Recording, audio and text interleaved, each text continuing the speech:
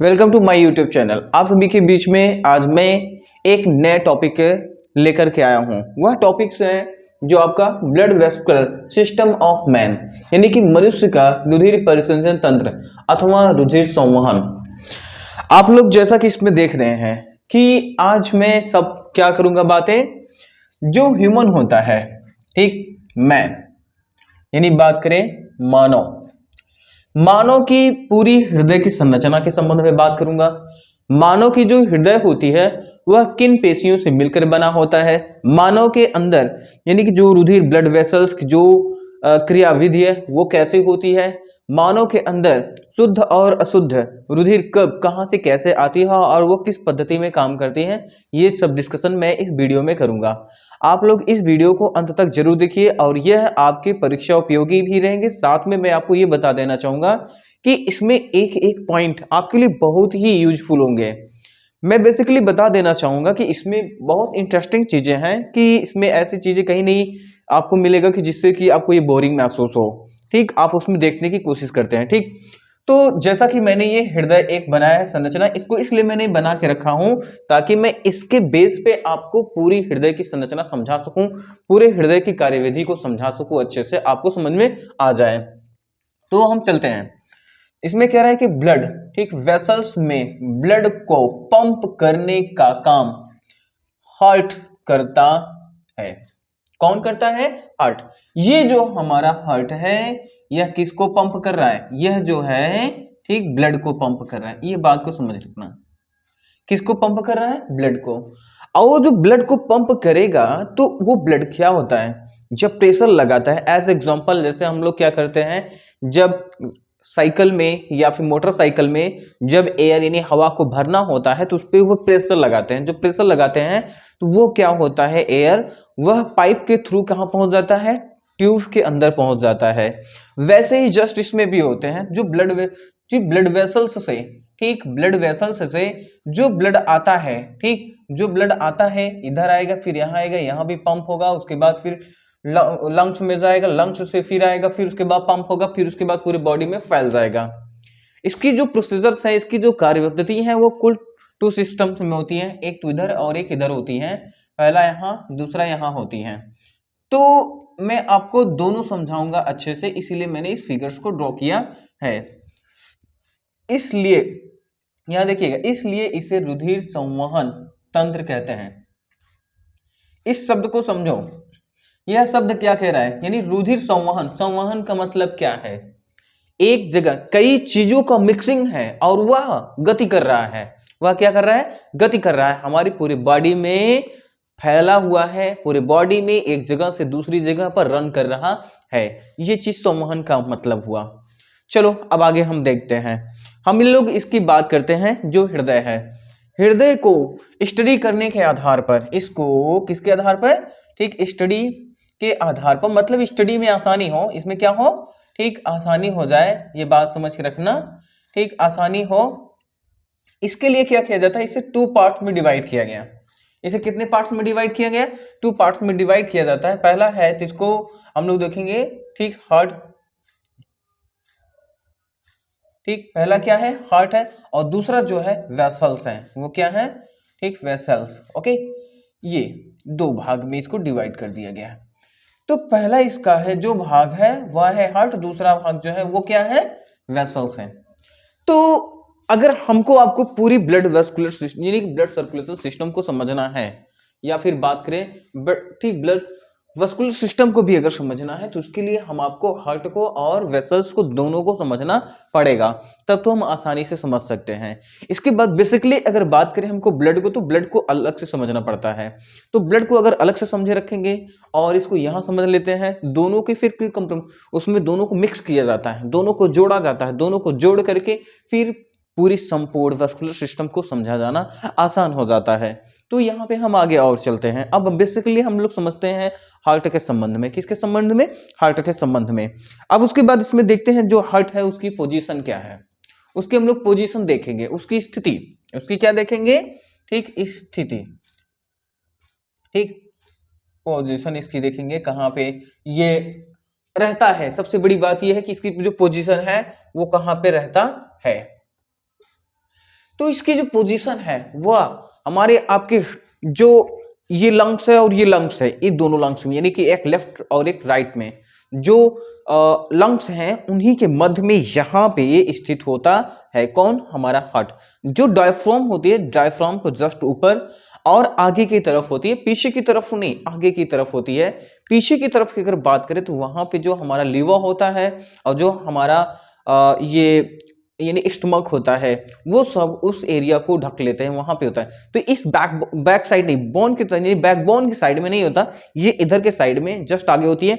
इसका एक हिस्सा इस तरफ यानी दाहिने तरफ और 3 हिस्सा इसका जो होता है बाएं तरफ होता है।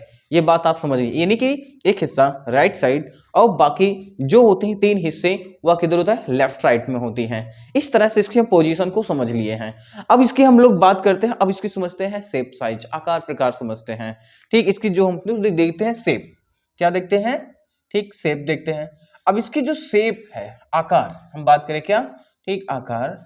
तो यह देखने में बेसिकली हम लोगों को आपको दिख रहा होगा ये अच्छे से। ठीक, यहां पे शंकु आकार स्ट्रक्चर तैयार कर रहा है, एक कुछ ऐसा बन रहा है। तो जो ये शंकु आकार बन गया, किस आकार का बन गया? शंकु, मतलब इधर पतला है और इधर चौड़ा है, इधर कम चौड़ा और इधर अधिक चौड़ा, इधर अधिक चौड़ा तो इधर कम चौड़ा। इस हिसाब से हम इसे देख सकते हैं। ये क्या है? यह है क्या? यह शंकु आकार। किस आकार का हो गया? शंकु आकार हो गया। और उसके बाद देखते हैं यह हमारे बंद मुट्ठी के जैसा। अभी इसको देखें, ये हमारा जो बंद मुट्ठी, ये ऐसे, और जिसका जितना मुट्ठी बंद हो जाए हम उसकी उतनी बड़ी जो ये हार्ट होता है उसकी इतनी साइज होती है। ये बात आप याद रखिएगा। मतलब ऐसे अगर हम मुट्ठी को बंद करें तो इसकी जो ये वाला हिस्सा है, ये निचला हिस्सा है, ये अपर हिस्सा है, ये ऊपर की साइड है और ये नीचे की साइड है। तो ऐसे ही हम अपने हार्ट को समझ सकते हैं। कुछ ये इस तरह से स्थित है यहाँ पे। ठीक, ओके। तो हम आगे चलते हैं। यहाँ तक हम लोग इसकी क्या समझ लिए? शेप, साइज, पोजीशन भी समझ लिया और इसकी आकार भी समझ लिया। अब इसकी हम लोग ठीक माप की बात करते हैं। ये इसकी माप कितनी होती है, इसकी भार कितनी होती है? तो वैसे बेसिकली जो इसका भार होता है वो 300 ग्राम का होता है। कितने ग्राम का होता है? 300 ग्राम का। ये किन में होता है? ये वयस्क में होता है। किस में होता है? ठीक, वयस्क में। ओके, ये मैं आपको बता दिया। मतलब कि जो हार्ट होता है, जो हृदय होता है, उसका 300 ग्राम वजन होता है, वेट होता है। ये बात समझिए। और उसके बाद देखिए, जो हृदय होता है, हृदय की इधर से इधर की चौड़ाई कुल 9 सेंटीमीटर होती है और यहाँ की इसकी जो चौड़ाई होती है वह 6 सेंटीमीटर होती है। ये बात याद रखना। यहां से लेकर के यहां तक, यहां से लेकर के यहां तक इसकी जो चौड़ाई है वह 9 सेंटीमीटर, यहां से यहां की इसकी जो चौड़ाई होती है वह 6 सेंटीमीटर होती है। वैसे अब उसके बाद बात करें, ये पूरी अगर लंबाई की बात करें, ऐसे यहाँ की यहाँ से पूरी लंबाई की बात करें कुल ऐसे, तो ये होती है कुल 12 सेंटीमीटर। कितनी सेंटीमीटर? 12 सेंटीमीटर। तो आप इसमें बेसिकली तीनों देख चुके हैं, यानी यहां से लेकर के यहां तक 9 सेंटीमीटर, यहां से लेकर यहां तक 6 सेंटीमीटर और यहां से लेकर यहां तक का कुल कितना है? 12 सेंटीमीटर। कुल मिलाकर आप इसकी क्या समझ लिए? अब इसकी पूरी, इसके हम लोगों ने इसमें देख लिया माप और भार, माप और भार हम लोगों ने इसमें देख लिया हार्ट का। अब हम लोग देखते हैं आगे। अब इसमें एक चीज और आपको बता देना चाहूंगा कि जो हृदय है, हृदय की जो स्टडी होती है वह कार्डियोलॉजी के अंतर्गत किया जाता है, जो बेसिकली आप लोग समझे। ठीक, यानी कि इसको कहते हैं हृदय विज्ञान। क्या कहते हैं? हृदय विज्ञान, यानी कार्डियोलॉजी। ये आप लोग जान के रखिएगा, इसको क्या कहते हैं? हृदय विज्ञान के इसके अंतर्गत। ठीक, किस विज्ञान के अंतर्गत? हृदय। ओके, हृदय विज्ञान। ओके, तो जो हृदय यानी कि कार्डियोलॉजी। ठीक, ओके। तो कार्डियोलॉजी के अंतर्गत ये हृदय का कार्य और उसका आकार, इन दोनों का स्टडी किया जाता है। बात समझ में आ गया। अब हम लोग चलते हैं इसके ठीक हृदयावरण की तरफ में। इसकी जो हृदयावरण यानी कि पेरिकार्डियम लेयर। अब जो पेरिकार्डियम है वो क्या है? हृदयावरण, आवरण, ये अक्सर आप लोग नाम सुनते होंगे। ठीक, जो हृदयावरण है, जो पेरिकार्डियम है, जो पेरिकार्डियम होती है वह हृदय के जस्ट चारों तरफ में पाई जाती है। ये मैं आपको बता देना चाहूंगा। यहाँ फिगर आप देखिए खुद, ये जो हार्ट है, इधर हार्ट के इधर ऐसे साइड में, ये चारों तरफ में इसकी कवरेड पूरा किए रहती है। ये पेरिकार्डियम से चारों तरफ में घिरा रहता है। ठीक, इसके चारों तरफ में पाई जाती है क्या? ठीक, पेरिकार्डियम, ठीक, कार्डियम। ओके, ये पेरिकार्डियम होती है। अब जो पेरिकार्डियम होती है ये चारों तरफ में, यानी कि हृदयावरण। ओके, जो ये हृदयावरण है ये चारों तरफ में, एक हृदय के चारों तरफ में एक आवरण पाई जाती है, हृदयावरण। तो हृदयावरण के संबंध में हम और भी बातें जानने की कोशिश करते हैं, जो कि बहुत ही इंपॉर्टेंट है। ठीक, यह एक हृदय के ऊपर महीन आवरण बनाता है। यह हृदय के ऊपर एक महीन आवरण है, बहुत महीन है और बहुत ही थिन है, और लेकिन ये बेसिकली बहुत ही इंपॉर्टेंट है। ये क्या होती है? उपकला उतक का बना होता है। उपकला उतक यानी एपिथेलियम टिश्यूज का बना होता है, और ये पारदर्शी होता है। क्या होता है? पारदर्शी होता है, मतलब कि इधर से इधर भी कुछ भी देखे जा सकते हैं, आर पार दिखाई दे जाती है। ठीक, उसके बाद हम लोग इसकी देखते हैं, यह क्या करती है? इसे, ठीक, यह सिरमी होता है। यह कैसा होता है? सिरमी। इसे सिरमी हृदयावरण भी कहते हैं। ठीक, क्या कहते हैं? ठीक, सिरमी हृदयावरण। ओके, ये क्या होता है? सिरमी हृदयावरण। कौन सी है? सिरमी हृदयावरण। अब सिरमी क्यों है? सीरम, सीरम मतलब होता है लस, लसा। ठीक, इसमें थोड़ा ये नम रहता है, यानी कि लस, ठीक, लसा टाइप का कुछ, लस लसा। ठीक, और एक चीज और याद रखना, जो ये पेरिकार्डियम लेयर है, पेरिकार्डियम लेयर को 3 भाग में बांटे गए हैं मुख्यतः। ठीक, इसमें जो होता है ये आउटसाइड यानी कि बाह्य पेरिकार्डियम, ठीक, मध्य पेरिकार्डियम और अंतः पेरिकार्डियम। ओके, ये हो गया अंतः पेरिकार्डियम। उसके बाद होता क्या है? जो अंतः पेरिकार्डियम होती है और बाह्य पेरिकार्डियम होती है, इन दोनों के बीच में जो मध्य पेरिकार्डियम होती है, यहां पे होता है एक हृदयावरणीय फ्लूइड्स, यानी कि पेरिकार्डियल फ्लूइड्स भरी होती हैं। इसमें क्या भरती है? यानी कि हृदयावरणीय तरल। मध्य में भरी होती है क्या? मध्य में भरी होती है हृदयावरणीय, ठीक, तरल। क्या होता है? तरल। ओके, यानी कि फ्लूइड्स, फ्लूइड। तो इनके बीच में होता है, क्या होता है? इनके बीच में होता है हृदयावरणीय फ्लूइड्स भरी होती है। अब जो फ्लूइड्स होती हैं, वो क्या करती हैं? बेसिकली जो हृदय होती है इधर से घर्षण से बचाती हैं। क्या करती हैं? घर्षण से बचाती हैं, उसको नम रखती है। इसको क्या करती है? नम रखती है, और हृदयाघात से बचाती है। मतलब बाह्य चोट जो लगती है, बाह्य चोट से भी हृदय को सपोर्ट करती हैं, बचाती हैं। तो बात आप समझ में आ गया हो गया। इसके चारों तरफ एक लेयर होती है जिसका नाम है हृदयावरण आवरण, यानी पेरिकार्डियल लेयर होती है, पेरिकार्डियम। ठीक, अब आगे हम लोग बेसिकली देखते हैं, तो इसकी पेरिकार्डियम होता है वह मेसोथीलियम सेल का बना होता है। जिसका बना होता है? मेसोथीलियम सेल, जो यानी कि उपकला। कौन सा होता है? जो उपकला है, उपकला। ओके, उपकला का मेसोथीलियम क्या होता है? मेसोथीलियम। ओके, जो मेसोथीलियम कोशिका होती है उस मेसोथीलियम कोशिका का बना होता है। तो जो ये मेसोथीलियम कोशिका होती है, यह तरल पदार्थ का स्रावण करता है। किसका स्रावण करता है? तरल पदार्थ का। ओके, तरल पदार्थ का स्रावण करता है। अब इनका क्या करता है? स्रावण। ओके, तो स्रावण, जो तरल पदार्थ का ये स्रावण जो कर रहा है, वह तरल पदार्थ इसके बीचों बीच, यहां बीच में स्थित होता है, यहाँ पे। ठीक, अब यहाँ पे भरा रहता है। अब यहाँ पे भरा रहने के नाते इसको क्या करता है? नम बना के रखता है, इसको घर्षण से बचाता है, और उसके बाद ये आघातों से बचाता है। ये हृदय के चारों तरफ में पाया जाता है। तो बात समझा रहे? तो आप लोगों ने क्या देखा? यहाँ पे पेरिकार्डियम लेयर को भी देख लिया, यानी कि हृदय जो होती है, हृदय के चारों तरफ में एक पेरिकार्डियल लेयर होती है, उसको आप लोगों ने देख लिया। अब हम बात करते हैं हृदय के बाह्य लक्षण के संबंध में बातें। हृदय के बाह्य लक्षण, हृदय जो होता है वो बाहर से कैसा दिखता है? ठीक, तो हम लोग देखते हैं। तो दोस्तों देखते हैं अब यहाँ पे क्या होता है, यानी कि हम लोग यहाँ पढ़ेंगे क्या? बाह्य लक्षण। क्या पढ़ेंगे? ठीक, बाह्य, ठीक, लक्षण। अब किसकी बाह्य लक्षण? हम लोग पढ़ेंगे हृदय की। किसकी? हृदय की बाह्य लक्षण। हृदय जो होता है बाहर से, इधर से, बाहर से हमको कैसा दिखता है, तो हम आपको बेसिकली ये बता देना चाहेंगे, जो हृदय होता है वह बाहर से लाल गुलाबी सा दिखता है। कैसा दिखता है? ठीक, लाल गुलाबी। ओके, ये रंग में इसकी हमने बताया है कि इसकी रंग कैसा दिखता है, यह लाल गुलाबी दिखता है। कौन दिखता है? हृदय।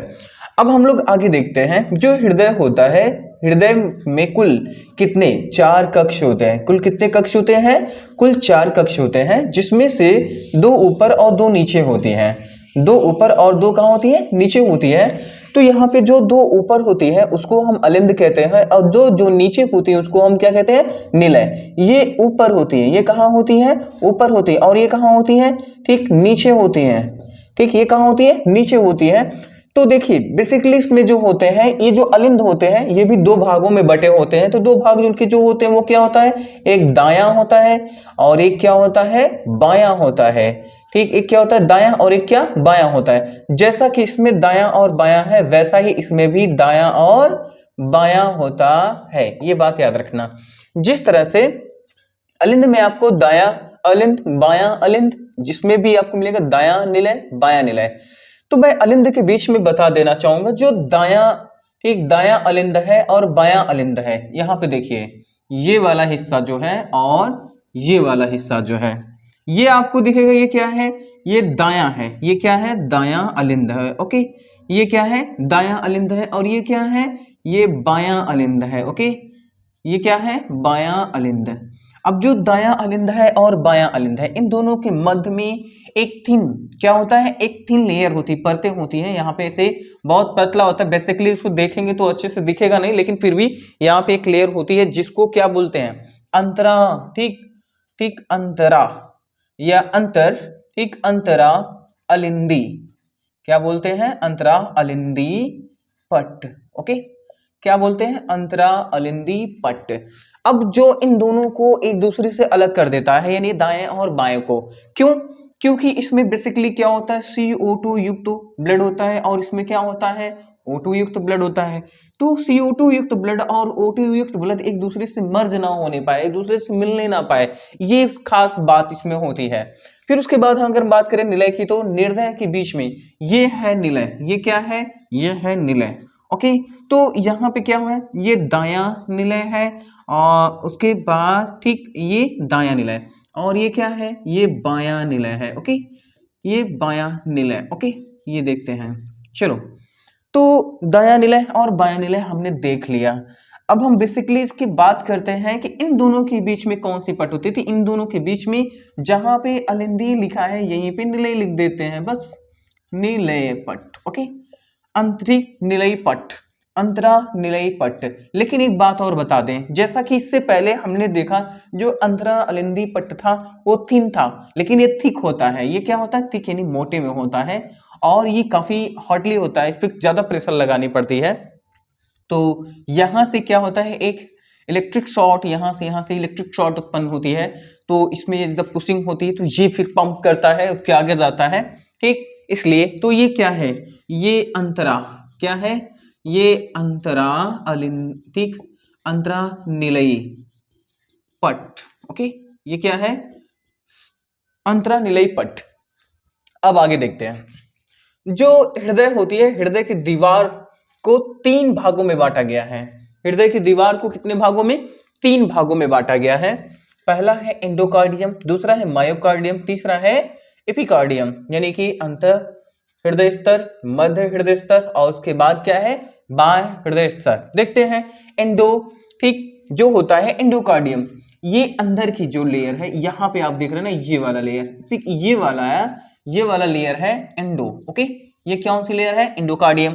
और नीचे यानी कि बीच, ये वाला मध्य वाला हिस्सा, ठीक, ओके, ये कौन सी हिस्सा है? ये है मायो। और नीचे वाला सबसे यहां पे जो बाहरी लेयर होता है, यह होता है एपी। ये क्या होता है? एपिकार्डियम। ओके, तो आपने एंडो, मायो और एपिकार्डियम तीनों लेयर देख लिया आपने, किसके? हृदय के। ओके, तो ये इसका क्या है? ये इसका, ठीक, हिस्टोलॉजिकल जो इंफॉर्मेशन है वो है। ठीक, इसके बाद बात करें तो ये क्या होती है? ये बेसिकली रेखिक पेशी से बनी होती है। कौन सी पेशी होती है? रेखिक पेशी होती है, यानी स्ट्रैटेज मसल होती है, स्ट्रैटेज मसल्स होती हैं ये। लेकिन फिर भी ये अनैच्छिक क्रिया करती हैं। क्या करती हैं? ठीक, अनैच्छिक क्रिया करती हैं। ओके, कौन अनैच्छिक क्रिया? हृदय। और जीवन पर्यंत ये कभी रुकती नहीं है, ये धड़कती रहती है और हमारी आपकी ब्लड वेसल सिस्टम को मेंटेन करके रखती है, जिससे हम आप जिंदा रख सकते हैं, ठीक, जिंदा रहने में काबिलियत हासिल कर पाते हैं। ठीक, अब आगे हम लोग और देखते हैं कि जो हृदय होती है, हृदय में कुल कितने कक्षे? ये तो हम लोगों ने देखा है 4 कक्षे हैं, लेकिन 4 कक्षों में अलग अलग बातें होती हैं इसमें। जैसे कि आपने ऊपर की तरफ में देखा, ये वाला, ये वाला, ये वाला और ये वाला जो होता है, इसको क्या कहते हैं? निलय। इसको क्या कहते हैं? अलिंद कहते हैं। अब यहाँ पे एक चीज दिखाते हैं, यहाँ पे ये है हमारा, ठीक, सुपीरियर वेना कावा। क्या है? सुपीरियर वेना कावा, यानी कि ठीक महाशिरा। ये क्या है? महाशिरा। और ये भी क्या है?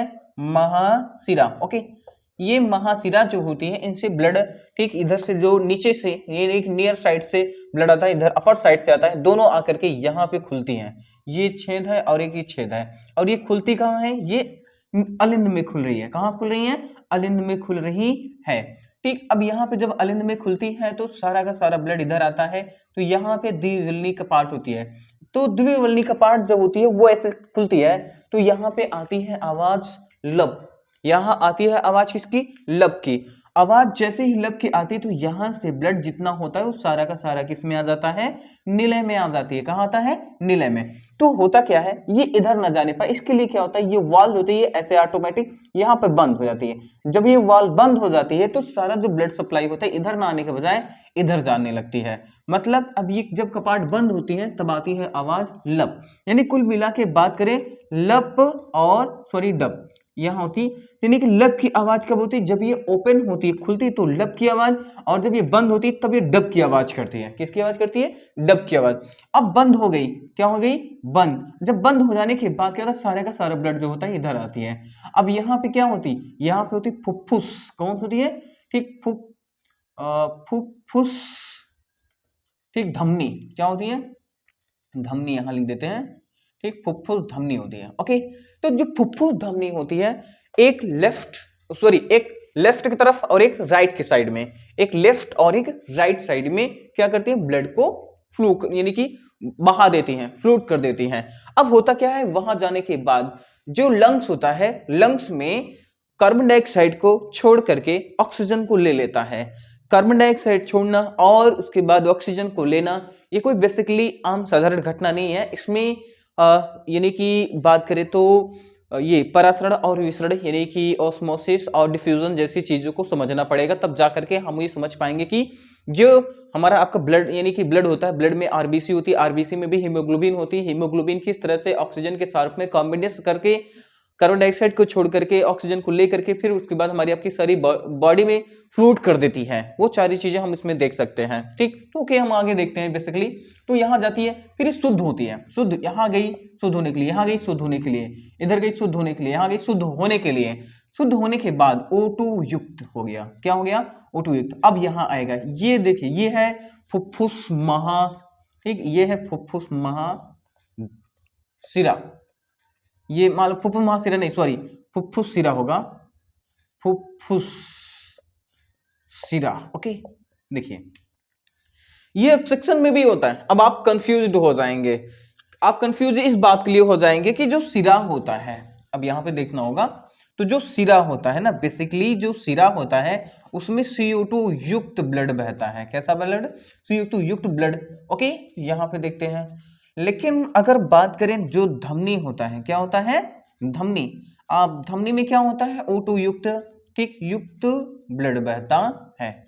लेकिन होता क्या है, आपने कभी सुना होगा जो धमनी है, ठीक, और शिरा है, ठीक, क्या जो धमनी और शिरा है इन दोनों को किस हिसाब से बांटा गया है? किस बेसिकली क्या देखा गया? इनमें एक चीज है, फर्क यही बस और कुछ नहीं है। इनको शुद्ध और अशुद्ध के हिसाब से नहीं डिवाइड किया गया है, इनको इस हिसाब से डिवाइड किया गया है। इसमें क्या होता है, शरीर से, किधर से? जो शरीर होता है ना, शरीर से, ठीक, ब्लड, ठीक, जो ब्लड होता है वह हृदय की ओर आता है। हृदय किधर आता है? हृदय की ओर, ठीक, आता है। ओके, तो ऐसे जितने भी ब्लड्स हैं और ब्लड वेसल्स हैं, अगर कोई भी ब्लड वेसल्स हो अगर वो शरीर से, किधर से, शरीर से हृदय की ओर आ रहा है, शरीर से हृदय की ओर, इधर एज एग्जांपल यहां देखो, जैसे शरीर, अब मान लो इधर शरीर है, इधर क्या है शरीर, अब ये किधर जा रहा है, इधर, किधर, हृदय की ओर, तो क्या कर रहा है, ये सीरा में जाएगा। अब शुद्ध है कि अशुद्ध है ये नहीं पता, चाहे कार्बन डाइऑक्साइड युक्त हो चाहे ऑक्सीजन युक्त हो, इससे मतलब नहीं है, वहां पे इसकी दिशा किधर है, हृदय की तरफ आने की दिशा है या हृदय से शरीर की ओर जाने की दिशा है, इस पे डिपेंड है। यहाँ पे धमनी की जो है, धमनी में भी यही चीज है, धमनी में एक चीज है, यहाँ पे क्या होता है, हृदय से, क्या, हृदय से जो ब्लड है, ओके, वो किधर जाएगी, हृदय से जो होता है ब्लड वो जाएगी बॉडी की ओर, किधर जाएगी, बॉडी यानी शरीर की ओर चला जाएगा। ऐसी जगहों पे धमनी यूज होते हैं। तो यहाँ पे क्या हो रहा है, यहाँ पे ये हो रहा है कि जो अशुद्ध, यहाँ पे देखो CO2 युक्त ले जा रहा है, लेकिन किधर, बॉडी की तरफ जा रहा है, किधर जा रहा है, बॉडी की तरफ जा रहा है। CO2 युक्त है, कैसा है, CO2 युक्त है, कैसा है, CO2 युक्त है, कैसा है, CO2 युक्त है, लेकिन जा किधर रहा है, बॉडी की ओर जा रहा है, किधर जा रहा है, बॉडी की ओर जा रहा है। लेकिन चलो अब शुद्ध होकर के आएगा O2 युक्त, यहाँ पे देखिए O2, अब O2 है तो O2 लेकर आएगा यहाँ पे, इधर किधर, हाँ यहाँ, ये देखो इधर, ये हो गया O2 युक्त। अब इधर आया, यहाँ से आया O2 युक्त, यहाँ से आया O2 युक्त, O2 युक्त आया, फिर यहाँ आएगा O2 युक्त, फिर यहाँ आएगा O2 युक्त। अब यहाँ से क्या होगा, ये पंप कर देगा। उसके बाद ये देखो यहाँ पे है महाधमनी चाप, इसे बोलते हैं महाधमनी चाप, ओके, इसे क्या बोलते हैं, महाधमनी चाप। तो इसमें आएगा O2, इसमें आएगा O2, यहां से ब्लड चला जाएगा O2 लेकर के, यहां भी चला जाएगा ब्लड O2 लेकर के, इधर भी, ये नीचे की तरफ, यहां, इधर, इधर एक चीज है, यानी कि ये हो गया सुपीरियर, ठीक, ये है सुपीरियर वेना का, यह सुपीरियर आर्टियम है, ठीक, ये आर्टियम है ना, ओके। तो ये क्या है, वेन है। तो यहां पे भी O2 युक्त, ये महाधमनी, और ये है महाशिरा, ये है महाशिरा, ये है महाधमनी। ये पूरी है ब्लड की क्रिया विधि फैलने की हमारी आपकी बॉडी में। तो मैंने यहां आपको समझाने की कोशिश किया, यह आपको कैसा लगा आप लोग कमेंट्स में बताइएगा, ओके। आप सभी को मेरा नमस्कार।